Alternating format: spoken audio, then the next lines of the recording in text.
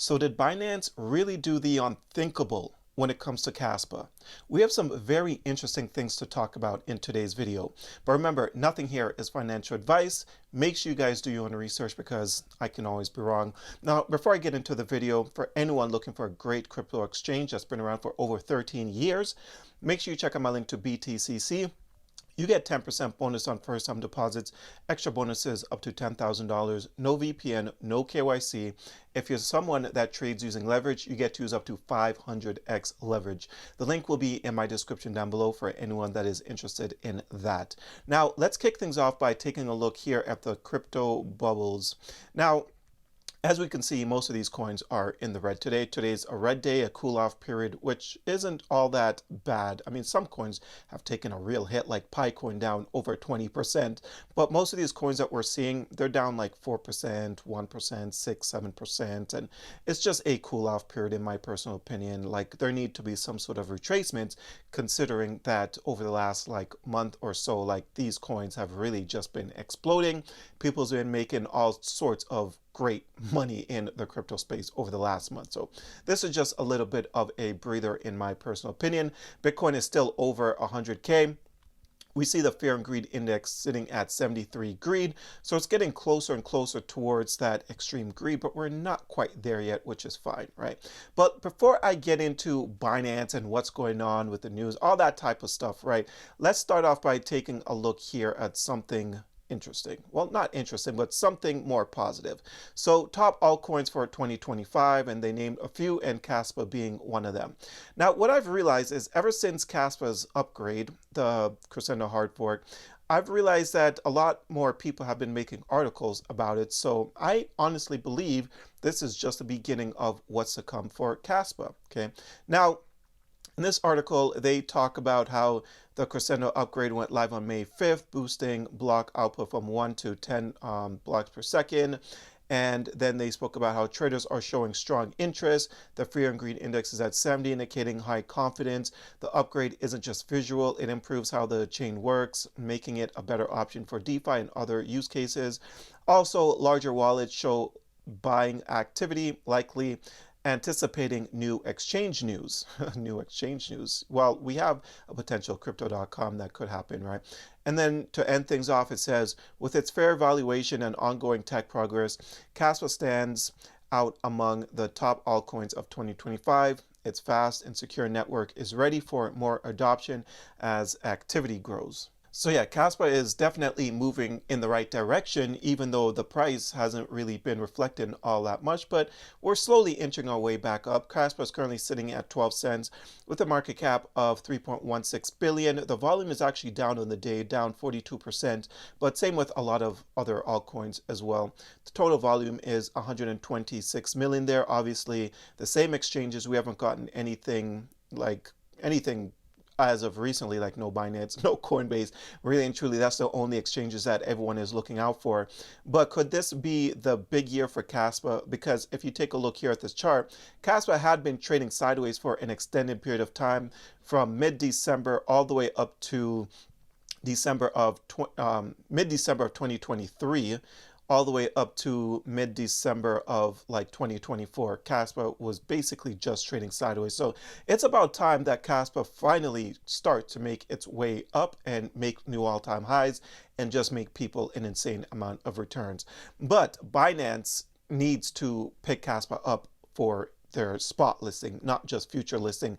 Now, I came across this tweet right here that I want to talk about. It says, apparently it is not normal for an exchange to list futures and then wait 18 months and counting and still not list spot. Okay, so Chatgpt was asked a question, and the question is this: is it normal for an exchange to list a cryptocurrency on futures and still 18 months later still not have a spot listing? And Chatgpt says, no. It's not normal, but it's not unheard of either, especially with more aggressive or opportunistic exchanges. Here's a breakdown. Okay, so it says why it happens: speculative demand, regulatory buffer, market testing, no custodial infrastructure. So the big question right now is, which one of these four is it really for Binance? Because Binance is listing all sorts of meme coins, but they're not listing Caspa. So you got to ask yourself, why is this even happening? Like speculative demand? They list meme coins. Come on, give me a break. Regulatory buffer, market testing, no, like, come on. I don't know what is happening with Binance, but take a look at this right here to continue. So it says, but 18 months, and then Chatgpt says, unusual. If a token has maintained volume, which Casper has, traction, Casper has, and interest, which Casper has, for 18 plus months, and yet no spot listing appears, it's typically a red flag of backend custody complication. Example, Caspa's custom tech stack, regulatory concerns, lack of genuine intent. The exchange may only want to profit from perpetuals. Conclusion, not normal. Most token get spot listing before or shortly after futures if demand exists. A long delay often means the exchange is deliberately avoiding the spot listing, possibly due to risk, effort, or lack of internal incentives. So, you know what I get from that? Binance just continues to play games. But that's okay, because Kaspa is sitting at spot number 36 on CoinMarketCap without a Binance listing, without a Coinbase listing, but yet they're quick to list official Trump to their platform within a matter of 24 hours. My gosh, you can't even make this stuff up. Sometimes it's like, do you even laugh or do you even get pissed off? I don't know, but regardless, Casper is still doing its thing. Smart contracts is around the corner. Casper continues to build.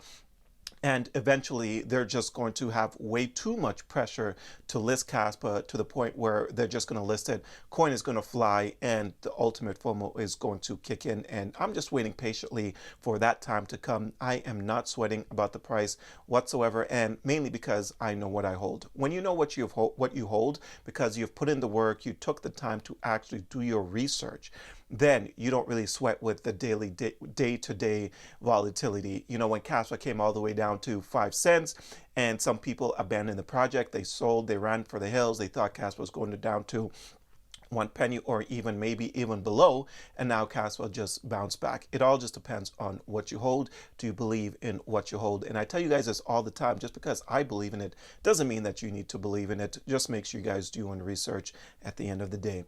Now let's take a look here at the charts real quick on Trade Assist. Lets you know it's a good time to buy and sell crypto when there's a bullish and bearish momentum happening. You can find the link to Trade Assist down below in the description. But we are still in this bullish momentum here on Caspa. Whole bunch of sell zones that was fired, just 3 sell zones actually that was fired after this bullish momentum was fired all the way back here on May 2nd. But if we remove this for a second, we take a closer look at the price here. Caspa did, when was this? May 13th, it bounced off of this area where I said should act roughly as support around 0.108. So bounced off of there, and then it kind of double topped around 13 cents. So as of right now, I'm going to say that there seems to be a little bit of resistance around 13 cents. I expected it to be around like 13.5 actually. Let's go back here. Yeah, so it went as high as 13.1, right? But it pulled back a little bit.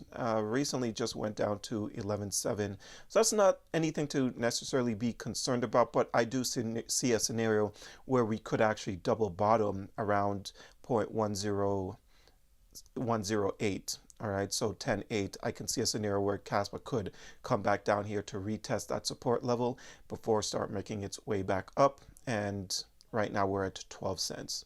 But that's all I have for you guys today. I hope you enjoyed this video. Do you think Binance is playing games? Let me know in the comment section down below. But until next time, take care.